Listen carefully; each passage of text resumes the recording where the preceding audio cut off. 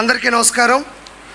1995లో పార్టీని కాపాడిన తండ్రికి, 2024లో ఓ రాక్షసుడి నుండి రాష్ట్రాన్ని కాపాడిన తనయుడికి ధన్యవాదాలు, శతకోటి వందనాలు. ప్రత్యర్థులు చేసే తప్పుడు ప్రచారాలని, తప్పుడు ప్రసారాలని, తప్పుడు ఆరోపణలని, మార్పింగ్ వీడియోలని ఎప్పటికప్పుడు సాక్ష్యాధారాలతో తిప్పికొడుతూ వాస్తవాల్ని ప్రపంచంలోని జనాల ముందు నిలబెడుతున్న తెలుగుదేశం సోషల్ మీడియా గురించి ఈరోజు మనం మాట్లాడుకోవాలి.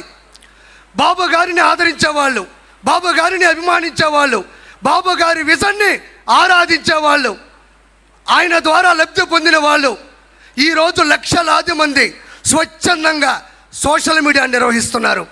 ఒక్క రూపాయి కూడా తీసుకోకుండా తెలుగుదేశం పార్టీలో చాలామంది సోషల్ మీడియా నిర్వహిస్తున్నారు. వాళ్ళు వాళ్ళ పని చేసుకుంటూనే ప్రత్యేకమైన సమయాన్ని కేటాయించుకుంటూ దినచర్యలో భాగంగా కొంతమంది అయితే మాకు ఒక్క రూపాయి కూడా వాళ్ళు ఇవ్వక్కర్లేదు, బాబు గారి ద్వారా 2 లక్షల రూపాయలు నేను ఈరోజు వర్క్ ఫ్రమ్ హోమ్ ద్వారా సంపాదించుకుంటున్నాను, ఆయన చేసిన మంచి వల్ల నేను బాగుపడ్డాను, నా మాట ఈ ప్రపంచానికి మంచిగా వెళ్ళాలి అని చెప్పుకునే వాళ్ళు ఎంతమందో చాలామంది ఉన్నారు. ఈరోజు ఇంకా చెప్పుదలుచుకుంటే సోషల్ మీడియాలో వైఎస్ఆర్సీపీ చేస్తున్నది ఉద్యోగం, సోషల్ మీడియాలో తెలుగుదేశం పార్టీ చేస్తున్నది ఉద్యమం, స్వచ్ఛంద స్వాతంత్ర్య ఉద్యమం, స్వేచ్ఛగా చేస్తున్నారని మరోసారి మీకు నేను చెప్తున్నాను. వాళ్ళు విచ్చలవిడిగా ప్రసంగాలు చేసినా, అతను ప్రసంగా మాట్లాడినా, సోషల్ మీడియాలో దారుణాతి దారుణమైన పోస్టులు పెట్టినా, ప్రెస్ మీట్లు పెట్టినా, బూతులు మాట్లాడినా, అవమానించినా ఏ ఒక్కరూ మన వాళ్ళు సంయమనం పాటిస్తున్నారు తప్ప తిరిగి ఆ విధంగా ప్రవర్తించట్లేదు. దానికి ఉదాహరణ నేనే.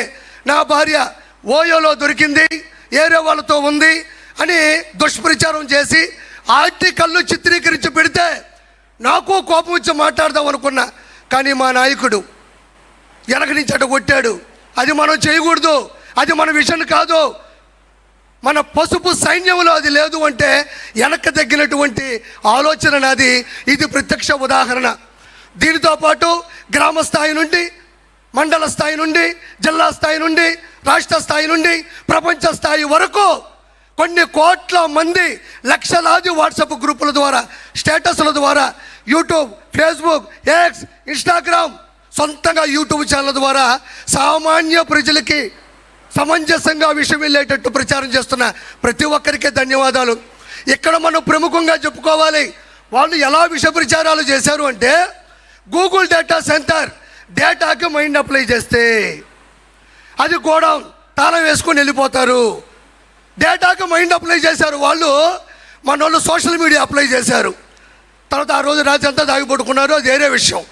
సింగయ్య గారిని వాళ్ళే చంపి, అతి కిరాతకంగా చంపి, వాడిని చంపింది, ఆ వ్యక్తిని చంపింది మన వాళ్ళని దోస్తే మన వాళ్ళు ఫుల్ వీడియోలో క్వాలిటీలో చూపించారు, వాళ్ళు ఫుల్గా దాగిపడుకున్నారు. దీంతోపాటు కుప్పంలో ప్రపంచంలో పెద్ద పెద్ద ఆర్ట్ డైరెక్టర్లు ఆశ్చర్యపోయే విధంగా టైట్ క్లోజ్ షాట్లో పెట్టి వాటర్ ట్యాంక్తో నీళ్లు తెచ్చి బిందుతో పోస్తే సంకలు గుద్దుకున్నారు, మేము నీళ్ళు ఇచ్చామని. మన వాళ్ళు వైడ్ షాట్ పెట్టారు, వైడ్గా వైరల్ అయింది. తర్వాత వాళ్ళకి వైరల్ ఫీవర్ వచ్చింది. దీంతోపాటు తల్లికి వందనం, స్త్రీ శక్తి, దివ్యాంగ శక్తి, అన్నదాత సుఖీబాబా, మెగా డిఎస్సి 16,743. దీంతోపాటు విజయవాడ వరదలు, మంతా తుఫాను, ఒకటి కాదు నాయన, బాబు గారు అక్కడ ఇచ్చారు అంటే రెడీగా ఉంటారు. జులాయి సినిమాలో బ్రహ్మానందంగా దొరికిపోతూ ఉంటారు. అది వాళ్ళ ప్రత్యేకత. నేను ఇక్కడ ఇంకో గొప్ప విషయం చెప్పాలి. అన్న లోకేష్ అన్న కూడా వచ్చాడు. సార్, చాలామంది ఎన్నిసార్లు ఈ విషయం చెప్పారు నాకు తెలియదు, కానీ అప్పట్లోనే ప్యాన్ ఇండియా సినిమా ఒకే ఒక్కడు, ఆ ఒకే ఒక్కడు సినిమా తీసింది ఇన్స్పిరేషన్ నారా చంద్రబాబు నాయుడు గారు. ఎంతమంది చెప్పారో నాకు తెలియదు. ఇది శంకర్ గారు, ప్రొడ్యూసర్ గారు, అప్పుడు డిస్ట్రిబ్యూటర్లు, ఎగ్జిబ్యూటర్లు చెప్పినటువంటి సత్యం. ఆ సినిమా ఒకే ఒక్కడు. ఒక్కరోజు సీఎం అయితే ఆ సీఎం ఏం చేస్తాడు అనేది ఆ సినిమా తీశారు. Super duper bit. తమిళ వాళ్ళు చిత్రీకరించిన సినిమా ఇన్స్పైర్డ్ బై సార్.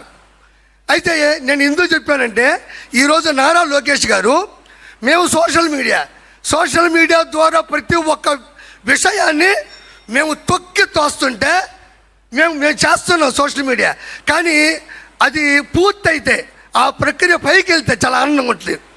ఈరోజు పునర్విక కావచ్చు, అదే స్కూల్లో అన్నం బాగా లేకపోతే కావచ్చు, లేదంటే ఇతర దేశాల్లో బానిసత్వంలో నలిగిపోతున్న విషయాన్ని కావచ్చు, మేము అలా తోస్తే రెడీగా ఉంటారు నారా లోకేష్ గారు. అలా రావడం బుద్ధావ్ తేయ్ బుద్ధావ్ తేయ్ బుద్ధావ్ తేయ్ అంటే మేము ఏం చేసినా సపోర్ట్ చేస్తున్నారు.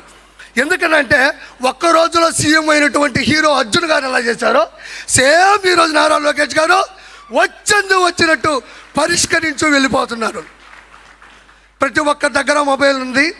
బాబు గారు చేస్తున్న ప్రతి మంచిని బయటికి తీసుకెళ్ళి పూర్తి సమర్థవంతంగా 2029లో బాబు గారిని మళ్ళీ గెలిపించుకోవాలని మనస్ఫూర్తిగా కోరుకుంటూ థ్యాంక్ యూ సో మచ్.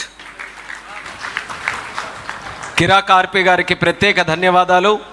ఆయన ద్వారా మాట్లాడినటువంటి మాటల్లో సోషల్ మీడియా తాలూకా బాధ్యత మన కార్యకర్తల మీద, స్వచ్ఛందంగా పనిచేస్తున్నటువంటి వ్యక్తుల మీద ఏ రకంగా ఉంటుందనేది చాలా స్పష్టంగా తెలియజేయడం జరిగింది.